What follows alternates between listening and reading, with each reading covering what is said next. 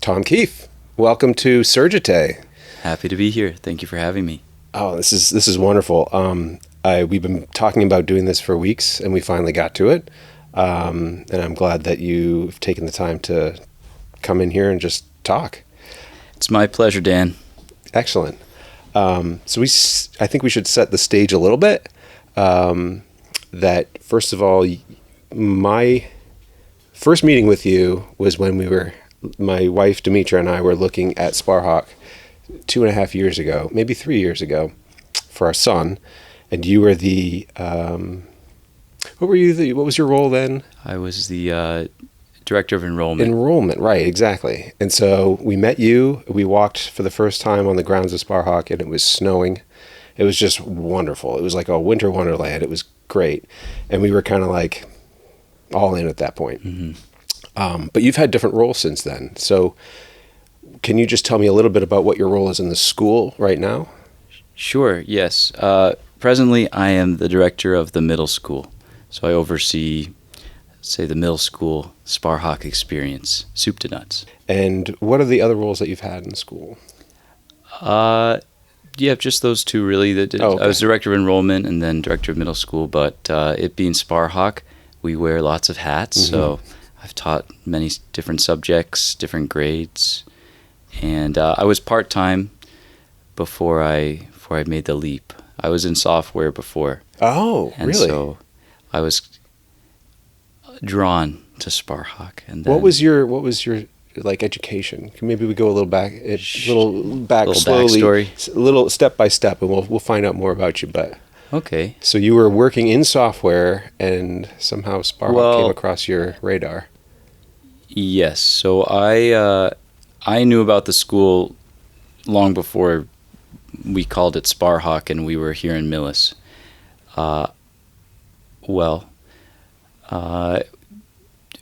not sure how far back to go, but for the purposes of this this moment, I was working at a software company in Boston, and I had sort of been plugged into the school project, and so I would go around with the Sparhawk team and look at properties. Bob Sylvain? Yeah, Bob would.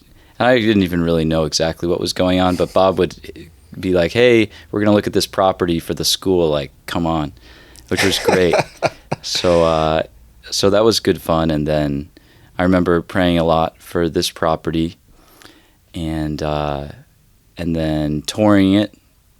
It was December of 2017 when we closed on the property, and there was an open house in mid-December, let's say. And so I remember walking around with my fiance at the time, now wife, Maggie, and it's beautiful.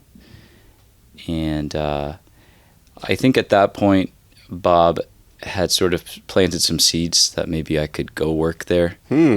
But at that time, being engaged, and I thought it best to sort of wait it out. Yeah. And try to make some more money. Yeah. And then in 2020, I started working here part-time, and yeah, kind of each year got a little more involved until I jumped ship and started full-time. Awesome. Okay. That's a simple gloss on that. How do you like your role? I mean, your many hats wearing, and is it as exciting as it looks from the outside? I like it. I guess in a number of ways. I like working at Sparhawk.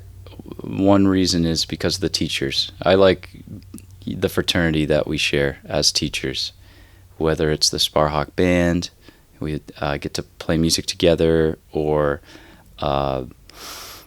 sitting around a table talking about philosophy or literature or whatever the case. They're very bright guys on the staff, Mm-hmm. and they keep me on my toes, that's for sure. Mahoney, Gennaro, well, you can kind of go on and on. Yeah, all of them. I mean, everybody I've talked to is quite impressive.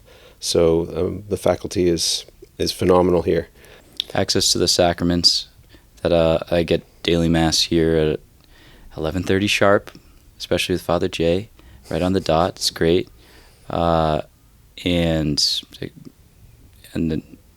I mean, the grounds, so on. But in my particular role as director of middle school, I get to see the boys sort of change the most. Entering 6th grade, they're still pretty elementary school plus, so to speak. But by the time they're at the end of 8th grade, they are like young men entering high school, and that transformation is, pretty profound, actually. Yeah. So, and I like the fact that we teach different subjects. I like the fact that I've changed subjects, and that's actually exposed me to different books and sort of see the big picture of how, over these years they're going to grow in these skills, so to speak. Anyway, covering some territory. Yeah, excellent.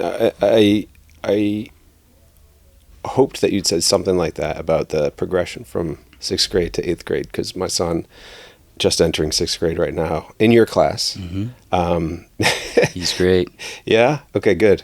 I'm glad that he's great at school. At home, it's a work in progress. It is, and we're incrementalism. We're trying to be steps. Patient, and of course, everything takes time. But we had 2 older girls, and they were a very ball different game, very different. And it's so with Jonathan, I mean, he has a lot of great qualities, but we're trying to get him to age up a little bit, and I think he's got the lead in the school play. Yes, that's pretty cool. Yeah. And, I'm very proud of him for that. He's got a lot to offer. So we'll work.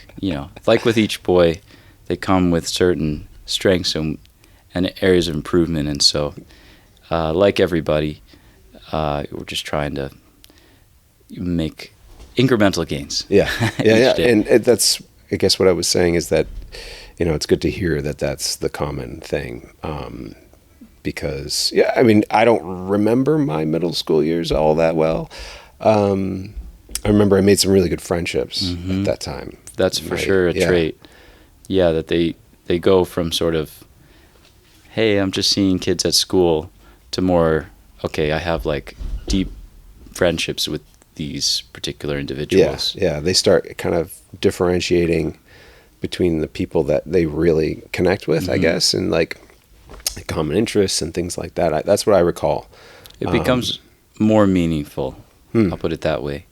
I do believe that the kids at the school presently do a good job of getting along with everyone. Like, we don't really have the sort of cliques that you might find at a different school. Praise God. And it's always something to work on. But it's just that the friendships, the relationships become more meaningful to the boy. That it maybe consumes more of their cognitive budget, so to speak. It's like, how am I getting along with so-and-so? So it's a good opportunity to practice virtues and say, what is friendship? And how do we practice charity? And how do we bring out the best in other people? And so on. So there's it's a very rich time in someone's life to grow.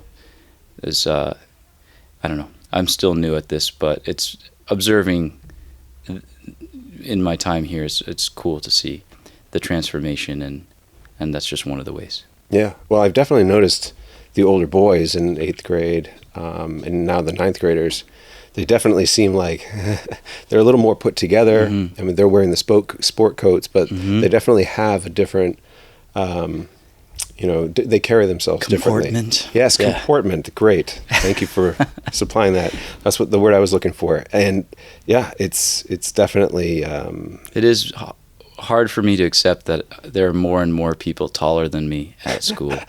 I used to be like, okay, they're just 8th graders. But now that we're adding 9th graders at Mass, it's like, I got to get a seat a little farther up, hopefully. I can see over these tall guys.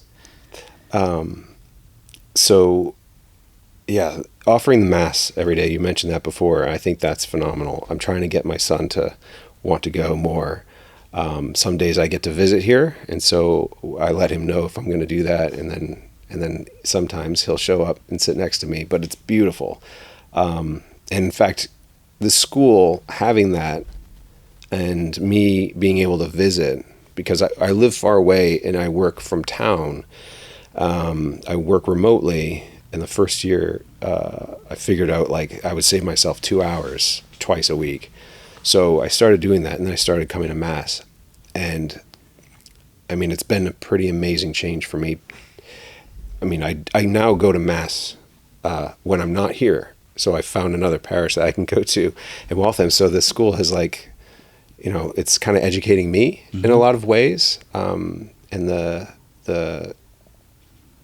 you know, the Christ-centered aspect of this school, the way that prayer is often said out loud, and, you know, the Opus Dei influence here, and having the priests come and give great homilies for the boys. You know, it's very age appropriate, but it's also, you know, great for the adults to hear too. I mean, it's an aspect to the school I didn't even expect when we started thinking about bringing John here. Absolutely. And it's been phenomenal. Yeah, for sure. Well, the Mass, is the source and summit of the, I don't know, source and summit is, the Christian life. And it's a boon, for lack of a better word. The schools I went to in my day would have Mass once a month or before school. So it's very meaningful to me that Sparhawk has put the stake in the ground, where it's like, no, we're prioritizing the Mass in the middle of the day, where it's accessible to all the boys to take advantage of. And even the location of the chapel being right in the center makes it very accessible to pop in and make a visit. And I'm just very grateful for that. Yeah, it's brilliant. And the chaplains that we have, grateful for them. Yeah, Father John, Father Jay. We're just very lucky. So, when I was a boy, my mom worked at Montrose, which is the girls' school, and there was no boys' school. That's in Medfield, right? It's like yes, 3 miles away, maybe? Yes. That school has moved a lot. So in my day, it was in Natick. Oh, really? Mm-hmm. And I used to have, I'd see the brothers of the Montrose girls at Christmas of concerts and other things, and so we might play, like, pick up basketball in the parking lot or whatever the case, and she's like, oh, it'd be kind of cool if we could go to school together. And or, like, what if there was a school like this for boys? I really liked the chaplain, Father Dick Riemann, who's since passed away.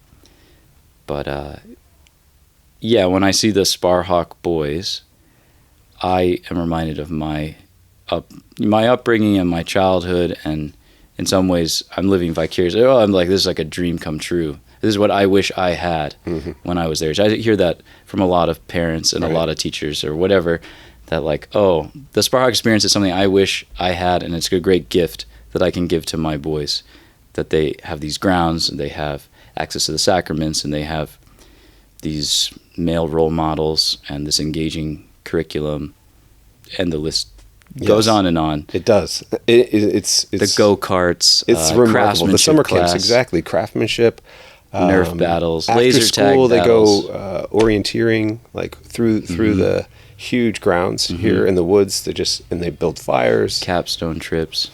It's when I was in admissions or in enrollment, it was always hard to communicate all of the incredible stuff that Sparhawk has to offer. And it seems like in your case, even, it's like you kind of come along and then you're oh, wow, daily Mass. Yes. How cool is that? Yeah, I mean, I would say the school is a very powerful force for good. And it's starting with education of boys. And of course, it's starting to expand into high school. And it's also very inviting for parents.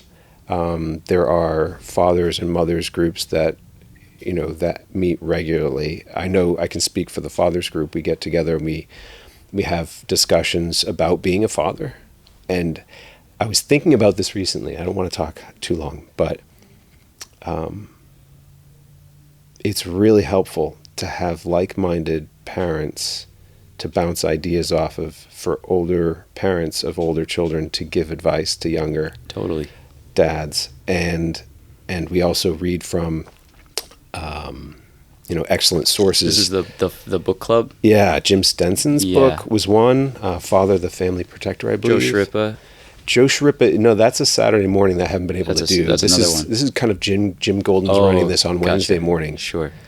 And we get together and we kind of read a little bit of the book, and then there's a talk by somebody who's a little more experienced. Jim often does that, but sometimes it's somebody else. And I realize, man, I'm getting like 25% of this stuff in my life, and I gotta bump it up a little bit more. There's more things I can do, more ways to engage my son. Sparhawk exists to support families. I think that's the first part of the mission statement, and it is true. Yeah, it would be a hub for families. Yeah, the family is like the atomic unit of society. Yeah, and of the church, and hence it makes a lot of sense that a school would not only support the boy or the student, but because the student is so dependent on the parents, then we want to try to support the parents. It's just like a virtuous cycle. And then also, if the teacher and the parent have good rapport, that it makes the whole thing a lot easier. And so something like a Sparhawktoberfest is a winner, because you have parents and teachers getting together and sharing food and sharing music and camaraderie, and that's really important for the life of the school. Yeah, and that not to mention the formation like you're talking about. Yeah, Sparhawktoberfest. That was just this past weekend. Was great. A lot of people showed up. I mean, it was over, 100, 110, 20. I didn't count. But it was a lot, and they were there for the whole time. And the music, thank you for the music. You're singing, and your wife Maggie. Happy to help. Yeah, I mean, it was such a wonderful just moment, and I found myself just standing there and watching everybody have such a good time. And it's just the school is doing so many great things for families, for a community. So I'm just so grateful that it was started, and that it's continuing and growing strong, and that I was able to become aware of it, and I'm able to bring my son here. So very, very grateful. Anyway, so I had some other questions. Go for it. So these are like little itty bitty questions that may spur other conversations. But so during Mass, somebody's leading the hymns, and they call out. So how does that get arranged? Do you guys talk in advance who's gonna decide which hymns, or I'm just curious. We've been more, I'd say, on top of it this year. Oh, okay. I don't know. But in the old days, the first few years, we didn't have hymnals. I think someone would just sing as they wished. Maybe sometimes they would print out music on special occasions. So I think we've come a long way having the hymnals. And at this present moment, I do Monday, Wednesday, Friday, and Ben Hood does Tuesdays and Thursdays. And we take shifts picking the music. And it's pretty much as simple as that. Different years we've had different systems, but this one is very simple for us to remember. Yeah, that makes sense. If we need a sub, we might ask for a ringer, or whatever the case. So it's fun. I enjoy it. I do too. I look forward to it. I wish I was better at singing, but I try, because I think it's important for everybody to try. I think that it sounds better the more people are singing, even if they're not great. I agree. I think there's some really cool encyclicals on this topic. Musica Sacra is one that I recommend. And popes have commented on the need for good music and for participation. And in fact, they're pretty precise if you go and you look at the various documents. And I think we do a good job. I would love to even kick it up a notch, but I'm also, like I mentioned, in favor of incrementalism. So I'm like, okay, we're making some progress here. let's keep going in that direction. I think I observed that myself. Little by little, steady, what is it? The slow and steady wins the race. Yes. The rabbit and the hare. No, the tortoise and the hare. Getting all my references. So yeah, I incrementalism, and it's working very well. Don't try to bite off more than you can chew. Don't get worn out. Don't get discouraged. Just plod along, and good things will happen in time. What are some of these other little questions? I was always curious about the pizza oven. Where did the pizza oven originate? And was that... That's a Bob Sylvain question. Oh, okay. But my understanding is during COVID, when there was no, like in the heat of COVID, when we couldn't really be here, I think he was looking for a project, and that is the fruit of his project, which was to build a pizza oven. Did he build it himself? I'd say he did the majority of the project, but he had help, fathers and sons, and okay, it was sort of like a mega craftsmanship project. Okay, so there was intentional involvement of some of the students, or at least as a side project for fathers. I think it was older boys. Yeah. So I think high school boys that may have never even gone to Sparhawk. That was a crazy thing. We had COVID hit in, I think, year 2 of the school. So for a while there, Bob's line was, we've never had a normal year. The first year was not normal because the first year. The second year was not normal because we had COVID. The year after that was not normal because it was still COVID. And then the 4th year we built this building, and that was not normal. So yeah, I don't know if I can extrapolate that further to the present moment, but it was true. Those first few years were, someone should write a book about that. Yeah, well, I'm trying to collect all these little stories here, and that's a good one. And I didn't know that was a saying, and it seems like it could still be true, although, because this is the first year of the high school. Exactly. I don't know if anything was completely different last year. I know there wasn't a flagpole at one point. The flagpole was a class gift from a few years ago. But yeah, the pizza oven... It is cool to walk the grounds and just point out, hey, who put in this walkway? Who pruned these apple trees?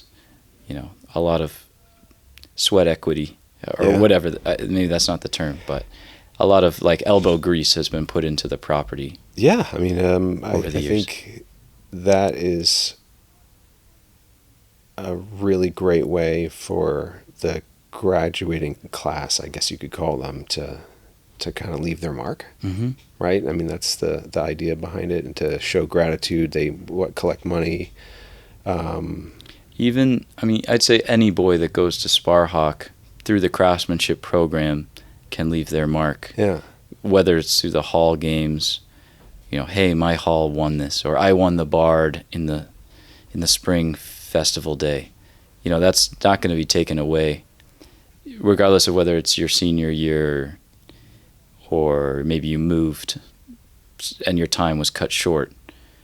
And with the craftsmanship, it's like, hey, I built this patio and it's still here. And I same thing, regardless of which year you built the patio, you've left your mark.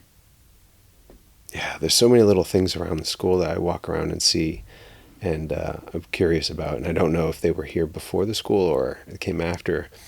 Tell me about Pineville. That's a curiosity to me, because that was the thing that stood out. When I got here with Demetra, looking at the school, there were a bunch of kids in the snow building these wooden forts, and we were just like, that's weird. And it's great. It's fantastic to see, boys kind of changing the world around them and building these structures. Totally. But was that a planned thing? Was that just something that naturally grew from, the recess time that kids had, or? And then where did the name come from? I think that was pretty spontaneous. It is. I do like that. You kind of observe the boy in nature and then sort of calibrate. So yeah, I'm afraid I don't know too much about the origin of Pineville, but I I know that a number of those posts came from a fence that was taken down when the septic tank was put in. And I think that is illustrative of being adaptive. Like, hey, we have to put the septic tank in, so we have to take this fence down. Let's make forts. It's good. The most logical thing is make forts. Oh man, it's great. Yeah, I haven't been out there recently. I know there's been a revival. Oh yeah?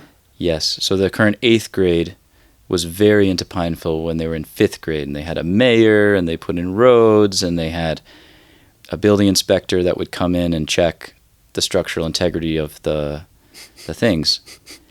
Now they are, reliving their younger days, and they have shovels and pickaxes, and they've built like a basement, and they've built like a first floor, and they've been rolling stones to build like a little stone structure, and so it's cool to see. Wow, that is next level. That's amazing. And it ebbs and flows. Like, that's another thing I've observed. The boys will get into something, and like the changing of the seasons, it'll move on to the next thing. Yeah.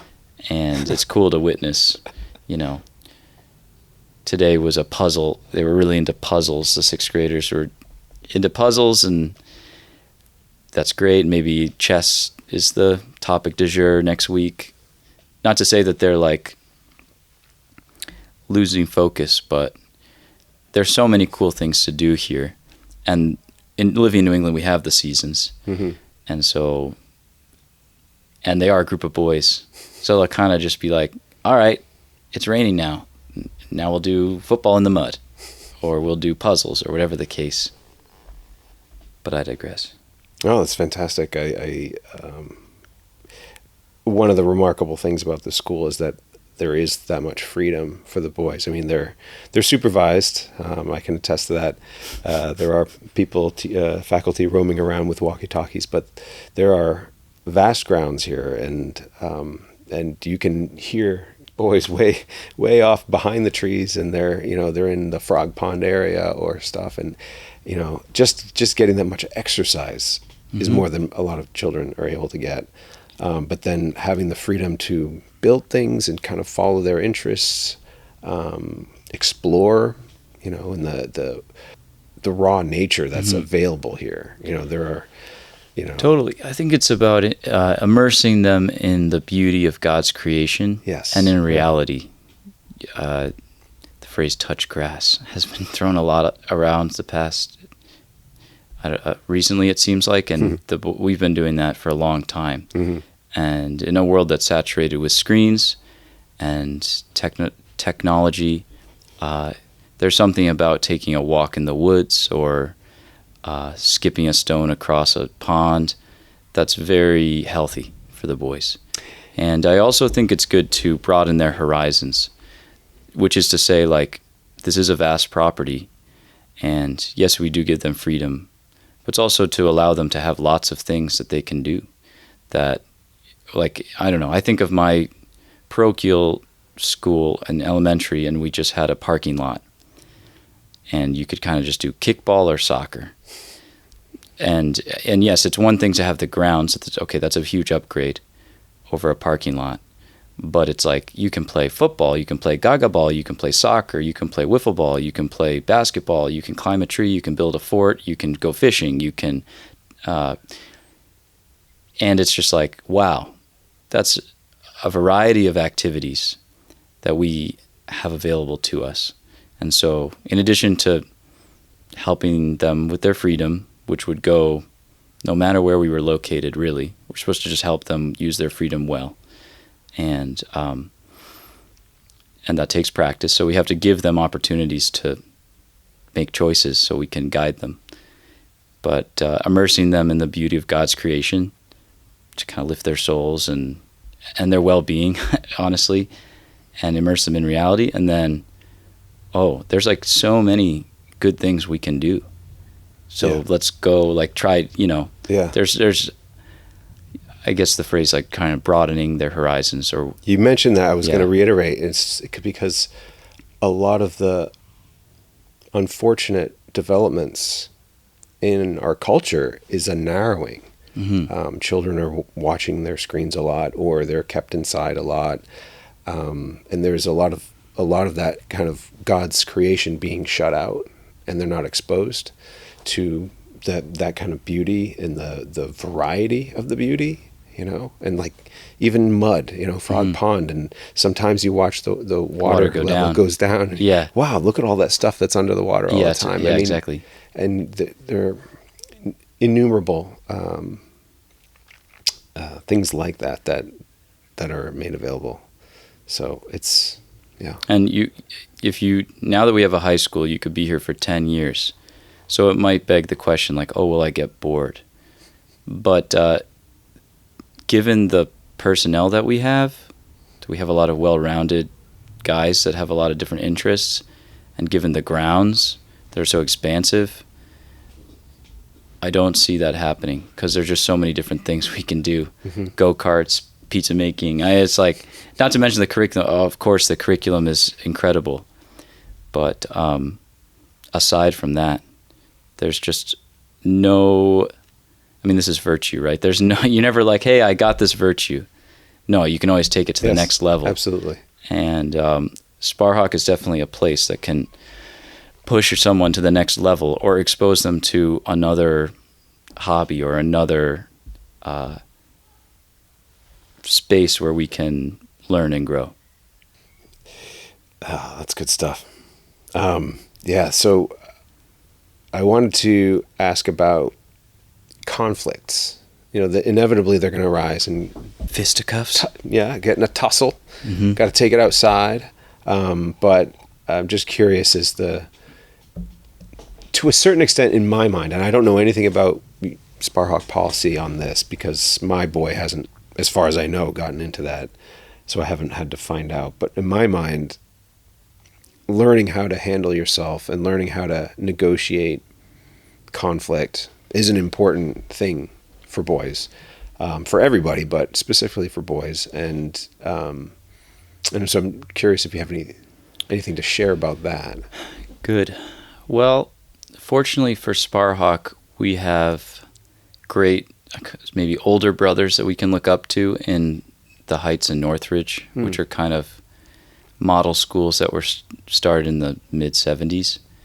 And the Heights Forum has really good resources, and one of them is on this topic. Oh. So I might be parroting a bit, but I've also seen it in action here. So I guess one aspect is the boy, masculinity and testosterone, and you're going to have,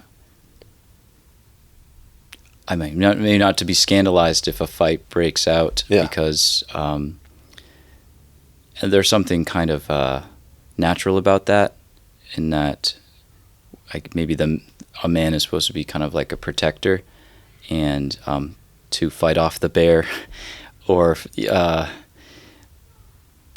bad guys or whatever the case. Yeah. And like Aslan in the Chronicles of Narnia, we want our boys to be dangerously good, in that they can stand up to things that are evil, but know when to use them. So working out, right, is a good thing. Should be able to lift heavy things, and you should be trained.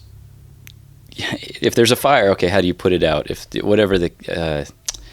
there's a, you could think of different examples, but I guess the point is there's a time and a place for that, and helping them understand when is the right time and when is not the right time.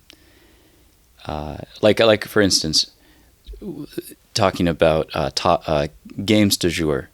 Occasionally, the boys will want to do like a wrestle thing, and in the proper circumstances, I don't mind it. Like if there's a teacher supervising and it has clear rules and it's good practice. Yeah. We're starting a wrestling team, and so I'm very happy about that because it'll help train our boys and make them tough. That's a very tough sport. If the boys are fighting because they can't work out an agreement and it's something petty, okay, that's a different thing.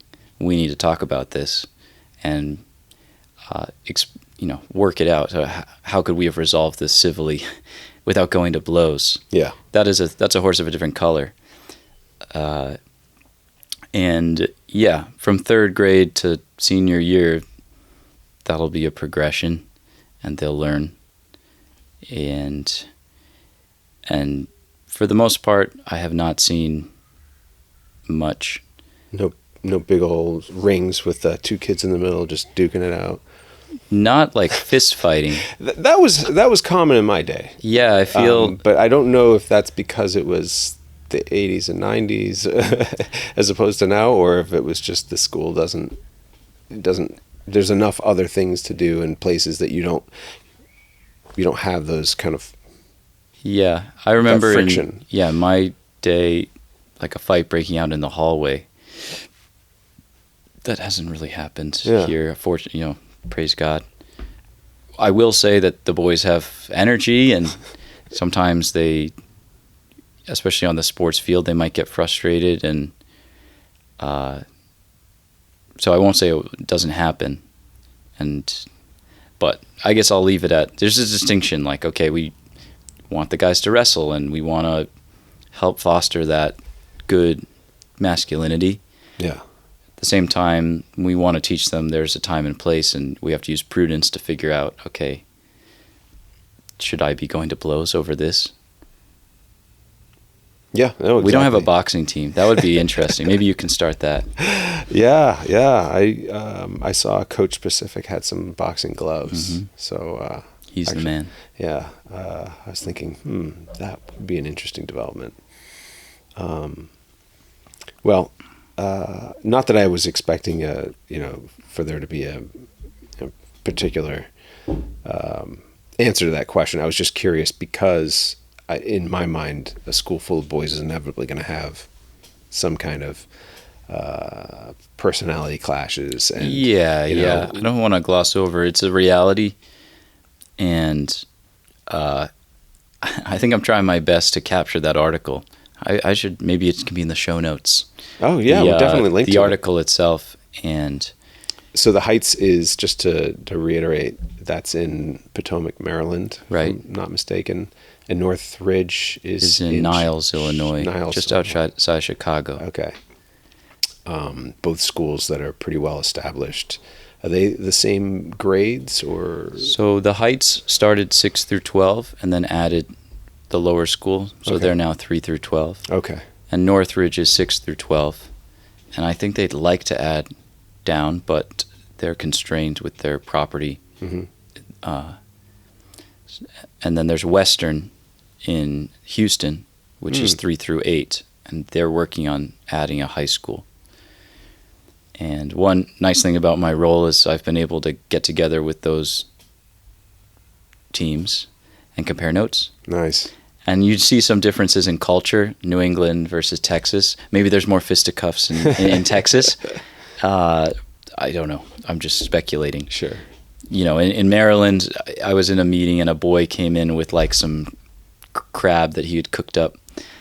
Because that's the thing in Maryland is the crab. So that was a school project, and he came in and like offered all of us some delicious crab meat. Oh, that's awesome. So I like that they each have their own character. Yeah. And so on. But it's a great resource for us.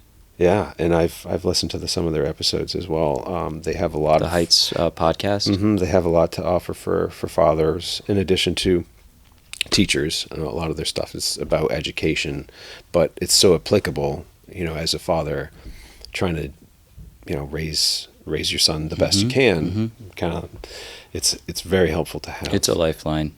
Yeah, I find it helps put things into perspective, which I appreciate. They had a great talk by an author of a book about screens, and that's a battle that my wife Demetra and I have been. The tech having. exit. Oh man, maybe that's what it was. Yeah, and so. Yeah, that's Tech Exit by Claire Morel. Yes, I think that's right. We might try to get her come speak here. Yeah, it was great, and there's a lot of subjects that are kind of like that. Mm-hmm. It's so helpful to have that kind of resource from a Christian perspective, trying to raise your family in our culture is very kind of anti-Christian, you could argue. And so it has good roots. It has good roots. Oh yes, we're lucky that it's the greatest America country in the has, world. But yeah, even in Boston, I'm just grateful we have churches in every town. Yes, it's like there's good infrastructure here. Yeah, and I can't take that for granted. So that's another part of what I want to do with this project is kind of go and kind of take a look at the parishes around, maybe going out in kind of concentric circles, but near me as well. Just interview the priests, just give them some exposure to our community and to their own parish, and just say, hey, let's learn about your role in saving souls. I think priests are amazing, and they need to get a lot more credit than they do. For sure. And so that's one of the things I want to do. Plus, I'd like, I feel like every priest I've met has been a very impressive, amazing person. Is it? I think it takes a special person to be called and to answer that call. For sure.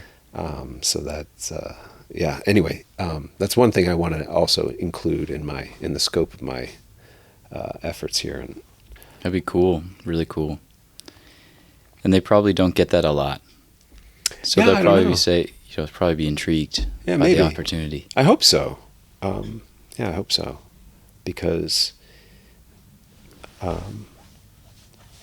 feel like podcasting, although everybody and their brother has a podcast now, it's in a way kind of replacing the old local newspapers. The old, local writers that would talk about this or that and send it into a circulation of like 6,000 or 10,000 or and those are gone. And it seems like podcasting is coming in to replace it, and people want to know about what's around them. They want to see people that's like, oh, I know that place, I know that parish, that church, that priest, and it's like some of the glue or kind of ways to knit culture back together. We're very fractured, and so it's like the craft brewery, the local craft brewery concept. It just made like each town, it seems, has their own craft brewery these days, and it's replacing. No, I don't know, but as far as the newspaper goes, yeah, you mean like there used to be the town insert town here Gazette. Absolutely. And a lot of towns had their own publication, Andover, where I'm from, Andover Townsman. It just had all the local news. I still see old clippings on Facebook once in a while about just things that happen in town. And you think the podcast would be a proxy for that? Well, I think that... Because I think in general... Well, we're going to go on a tangent here, but just the fact tangents are welcome. Like my grandparents grew up in the town they were born in. Yeah, they went to high school there. They married there. They had their kids there. My grandmother grew up in the house she was born. She died in the house she was born in. Yeah. Well, speaking loosely, she kind of just lived in one house her whole entire life. Yeah. And for a number of reasons, we've kind of gotten away from that because people move. And I think those newspapers fed on this notion that, okay, people are local. I agree. And a number of, there's a number of institutions that benefit from that. People more or less staying in the same locality. Like in those newspapers, you would have obituaries, you'd have weddings. Like when I got married, we did not post that we were getting married in a local newspaper. So I don't know. I don't know what to make of that. And I'm not sure a podcast would be like listing off all the people who got married or died in the last week. You see what I'm saying there? I think it's not a one-for-one. There we go. I think it's not a direct relationship, but I think that this is my own theory. Sure. I could be out on an island here. Take. Yeah. But I think that, first of all, it's pretty straightforward and simple for somebody to pull together something like this. I mean, low lift. Yeah. And if people enjoy it, it's fun. You get to, I mean, I don't know if you listen to any podcast, but long form conversations, I enjoy them a lot. I learn things, but I also do it just for entertainment sometimes. You know, I'll watch somebody, you know, with my wife. It's just a podcast. It's not a production. It's not a TV show. It's Have you not heard of Hot actors. Ones with the spicy wings? You got to bring the spicy wings here, man. Where are the spicy wings? I want to. Next time we'll do it with the hot wings. I know I have a suggestion box, and that's definitely will be considered put into the suggestion Sounds box. good. I wouldn't be opposed. No, But so maybe these concepts. Well, first of all, the localization is seems like it's part of it, Well, and the low lift aspect. the localization, the low lift, and the, I guess, countering the isolation that comes from part of what you said, where people, you know, move from their hometown, they go to a new place where they don't know anybody, they don't have any roots. Mm-hmm. And so I don't know if that's going to stop happening anytime soon, but as a way to become more familiar with things that are going on, Mm-hmm. I think local broadcasts or things like that, I mean, it's just one, you could add it to the pile of things that could kind of help bring people back together. Sure. And to form a more connected culture, and have points of connection and sharedness. I mean, it's digital, right? It's kind of a consuming media type of thing, but I think if the content is well directed in terms of its aim, I think it can be beneficial, and that's what I'm hoping.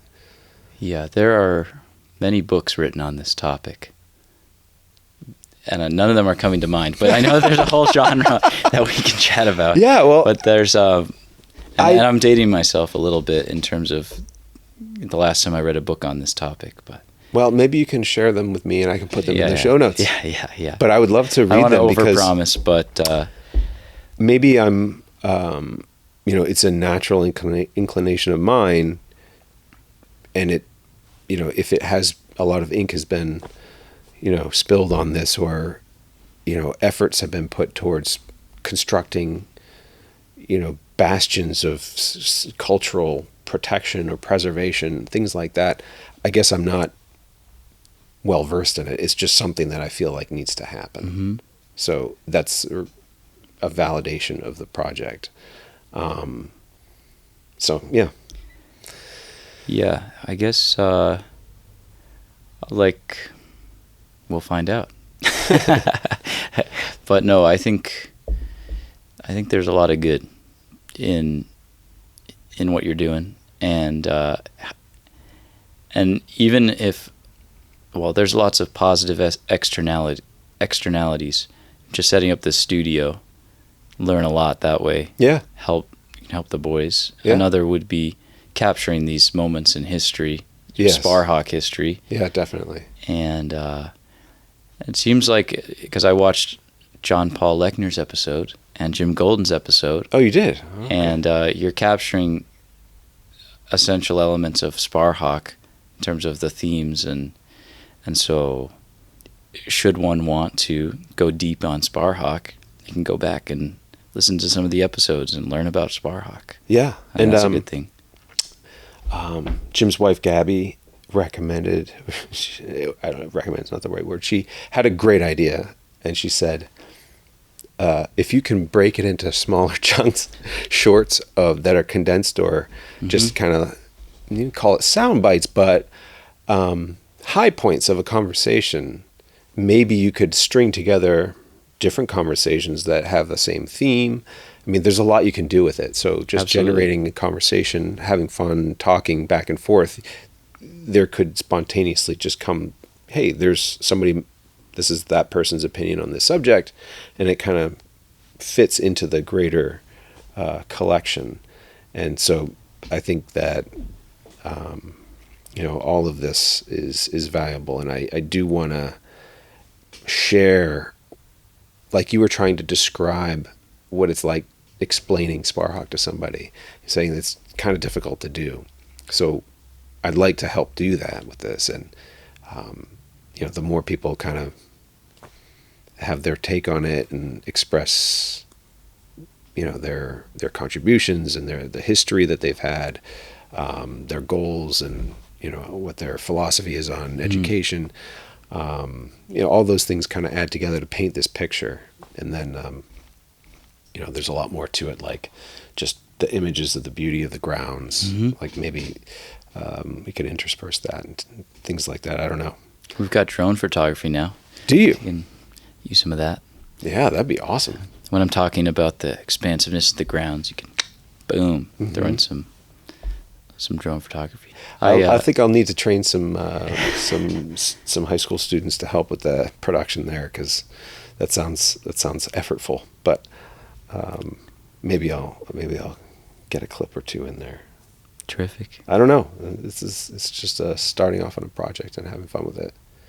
Is there a patron saint of podcasts? There should be. Who would it be? You could be that. You could be the patron saint of podcasts. Oh, man. Keep up the good work. Fill a void. There's a void. I thought you were going to just say kind of pluck someone out of history who would be appropriate. Yeah, they have their own things they're in charge of.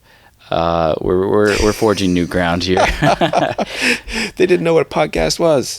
Yeah. Carlo Acutis, what is he? He can have it for now. Yeah, more I don't know along. if he was ever on a podcast. Perhaps he was, but he was a web developer, and that was probably before podcasts became as big as they are now, right? Yeah, who knows? I'll have to look this stuff up. I'm sure someone's done it. But so we can stake a claim. I like the aspirational challenge, though. Yeah, I do want to be a saint. Why not a patron saint? Exactly. And why not a podcast? Exactly. Get in line. Get up there. Awesome. Well, I have not been tracking time, but I probably should boogie. Yeah, I think this was an excellent conversation, and I think we always want to leave room for more, so we can come back again and continue. We haven't scratched the surface. Yeah. Plenty more. And it's getting late in the evening, about dinner time, so it's excellent. It's probably good for both of us. Can have Maggie on, talk about her bread. I definitely want to do that. Everybody's invited. That's hilarious. I'm kind of, like I said, baby steps, little at a time. But at one point, I would love to have a weekly routine and just keep on having great guests and having great conversations and posting it. And yeah, that's the goal. Love it. So thank you, Tom. My pleasure. Thank you, Dan. Do we clap again, or? Yeah, let's clap. Let's see if we can do it together. All right. 1, 2, 3. That was good enough. Awesome. Thanks.